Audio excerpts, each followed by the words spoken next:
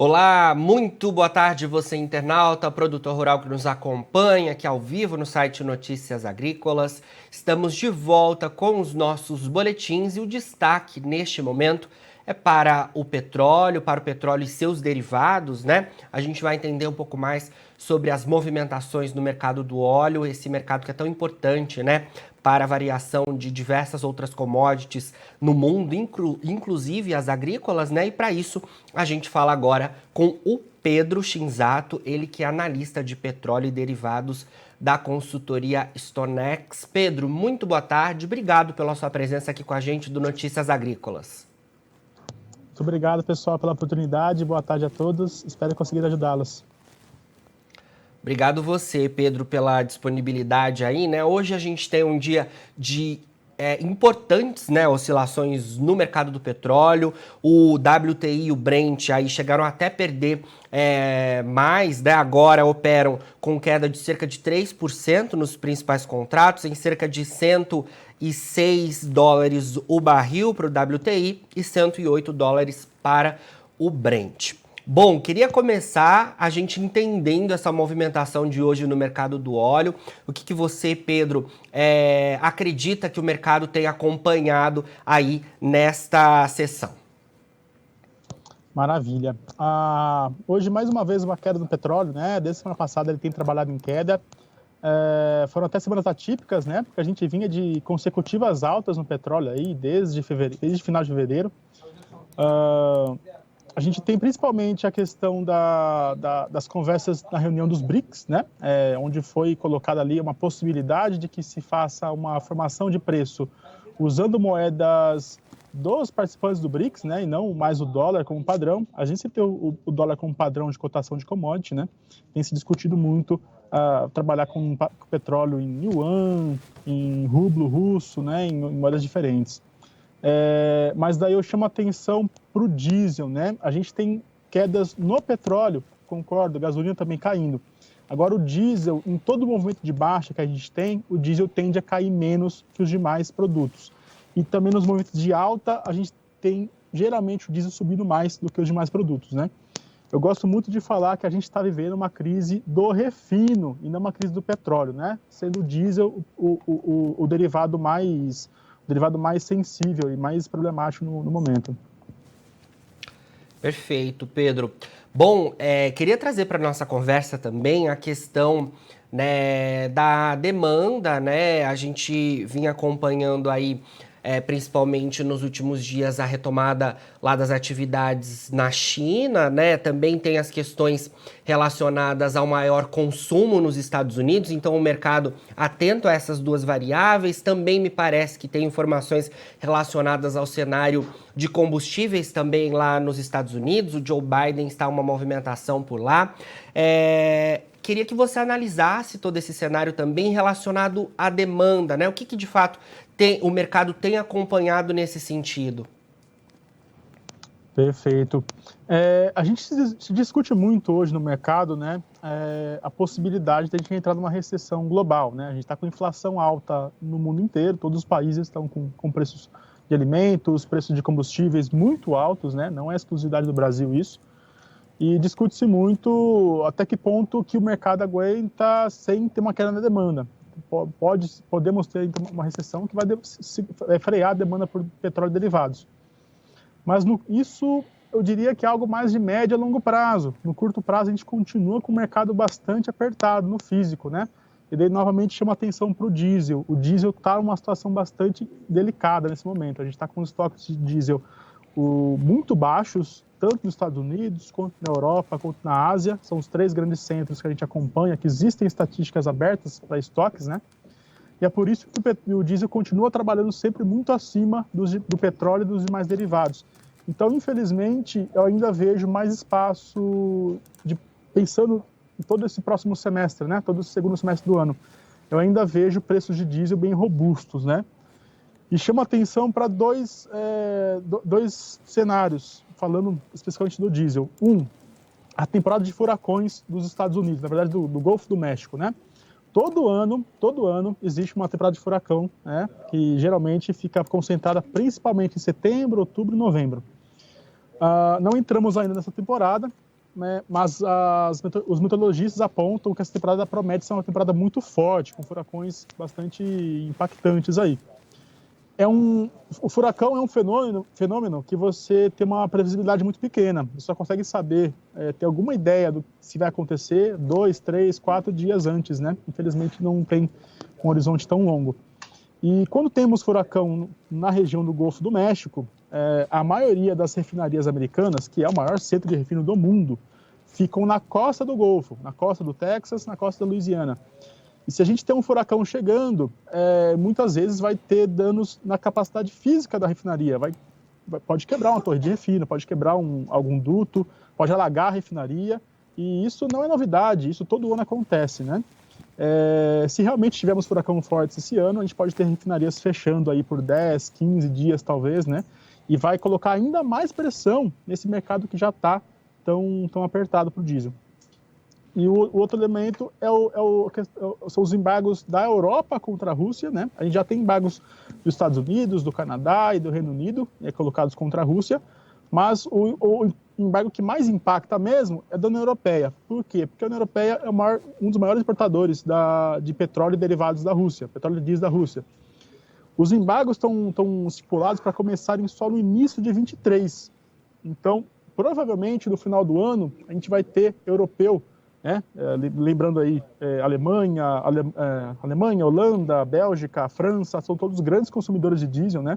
A gente deve ter no final do ano os europeus com uma demanda por importação muito grande, então buscando muito diesel nos Estados Unidos, buscando muito diesel na Ásia, né? E daí, para nós, né, aqui na América Latina, muito provavelmente a gente vai ter preços mais altos ainda, infelizmente. Entendido, Pedro.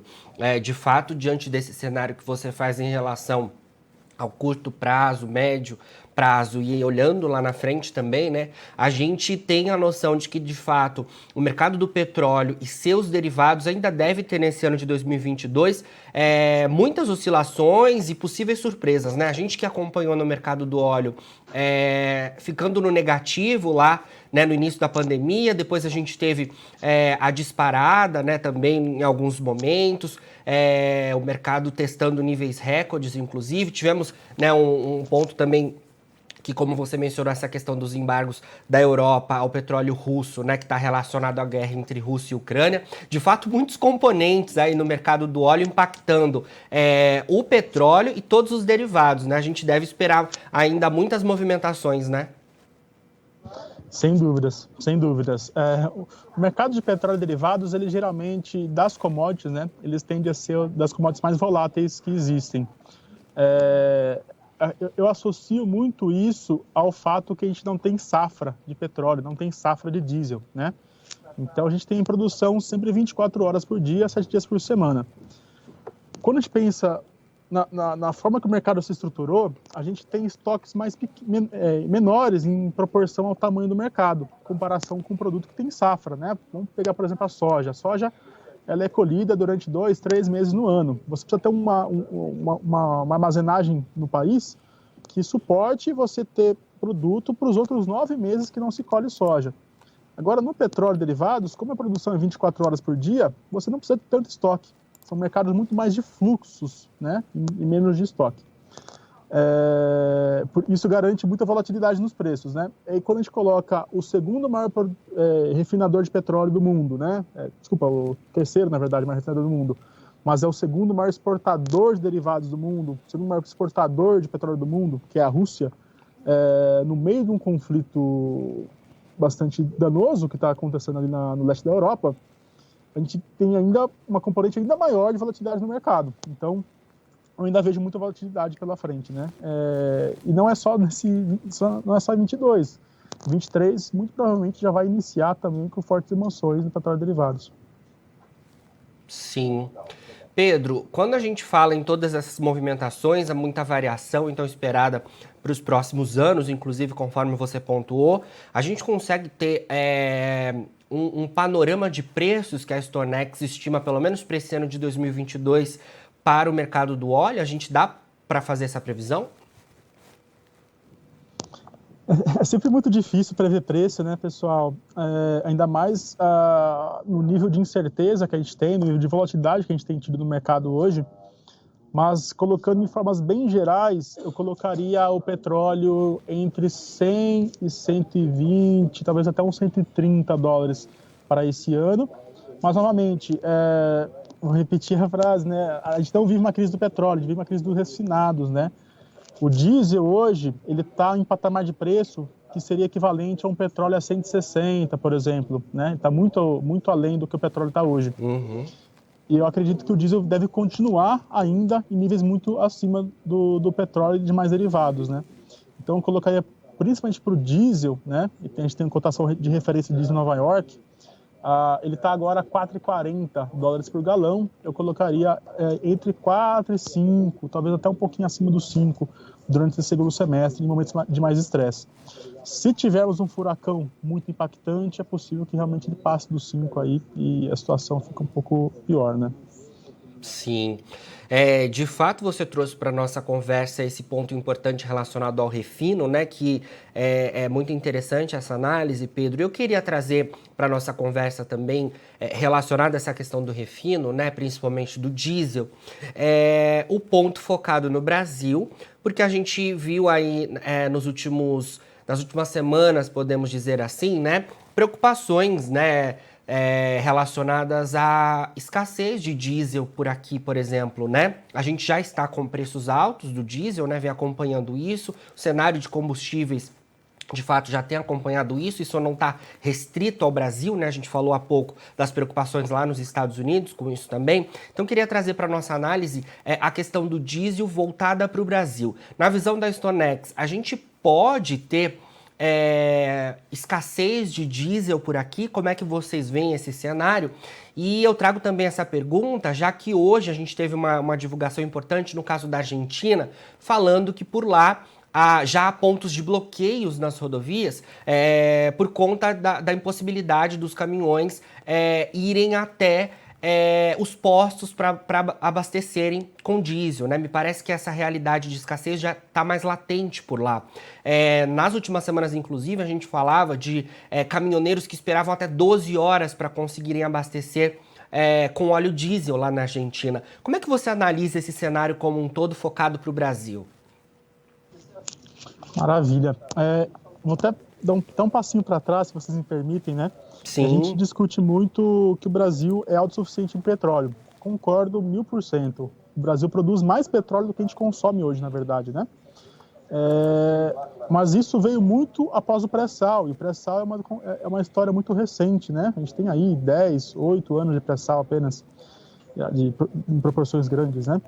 Então, faz muito pouco tempo que a gente virou autossuficiente de petróleo. Não deu tempo de nós construirmos refinarias que acompanhassem esse aumento da produção de petróleo bruto. Então, o que a gente tem hoje, a gente tem um gargalo no refino, né? É um cenário parecido com o que a gente tem no mundo, mas aqui no Brasil está um pouco mais intenso. Na prática, pessoal, a gente tem sempre de 20% a 30% do diesel do Brasil sendo importado, devido a esse déficit no refino, né? Ano passado bateu na casa dos 25%, esse ano pode ser que até ultrapasse, porque a gente está com uma mistura de biodiesel mais baixa e estamos com a demanda de diesel muito forte, né? E se o limite é a capacidade de refino, quanto maior a demanda, maior a importação. Atualmente, né, a gente tem uma defasagem de preço no diesel que continua, mesmo após o reajuste da semana passada. Isso é um sinal claro de quão caótico está o cenário do diesel no mercado internacional. A gente está com um cenário extremamente apertado, não é só no Brasil isso. Se a gente olhar Estados Unidos, por exemplo, né, os preços nas bombas, os preços no consumidor final, está de 8, 9, 10, até às vezes chega perto dos 10 reais por litro, né, na conversão do cambial e volume. Na Europa, né, temos preço na Alemanha, por exemplo, acima dos 11 reais por litro já, né, dá mais de 2 euros, 2,10 € mais ou menos na bomba por litro. O euro está na casa dos 5,40, 5,50, então dá mais de 11 reais por litro, né. Aqui no Brasil também está muito caro, embora não esteja tão elevado como nos demais países. Então, isso para desmistificar um pouco aquela história que o Brasil tem o preço mais caro do mundo. Isso não é verdade, isso não é verdade. Na Europa está muito mais caro do que aqui. Perfeito. Argentina. A gente tem uma estatal bastante grande lá, que ela tem uma permeabilidade muito grande no mercado, ela fornece um percentual muito grande do mercado, né? E ela pratica preços abaixo da paridade internacional, né? Então, realmente mostra um pouco para a gente como que pode ser danoso a gente ter controles artificiais sobre preços, né? A Argentina está passando por um problema complicado. Trago também o Equador, né? Equador na segunda-feira agora estava com protestos super violentos na capital, Quito, lá, por conta do preço de combustível, né? Ou seja, o mundo inteiro está com esse problema do preço do combustível, né? Não é exclusividade nossa. Sobre desabastecimento no Brasil. De forma alguma, eu acho que vai haver um desabastecimento de forma generalizada. Uma pane seca total, que 100% dos postos não tenha combustível. Isso de forma alguma, acho que chance zero de acontecer. Mas desabastecimentos pontuais em algumas regiões específicas, daí do destaque principalmente para o interior do país. Por que interior? Porque o diesel é importado. Se ele é importado, primeiro chega na costa, depois tem que carregar de caminhão até o interior, né? E se tiver uma eventual falta, é mais provável que falte antes no interior para depois faltar na costa, que é onde ele chega importado. Então, alguns desabastecimentos pontuais, infelizmente, eu acho que podem acontecer sim. Por quê? Novamente chama atenção para o temporada de furacão, né? Se a gente tiver algum furacão que atrapalhe muito o refino nos Estados Unidos, o carregamento de navios, né? Sabendo aí que a imensa maioria do diesel importado do Brasil vem dos Estados Unidos, e os navios sendo atrasados, por exemplo, isso pode impactar a nossa oferta aqui, né? A alternativa aos Estados Unidos hoje é Oriente Médio e Ásia. São fretes 2, 3 vezes mais demorados, né? Está do outro lado do globo. Os Estados Unidos estão muito mais próximos da gente.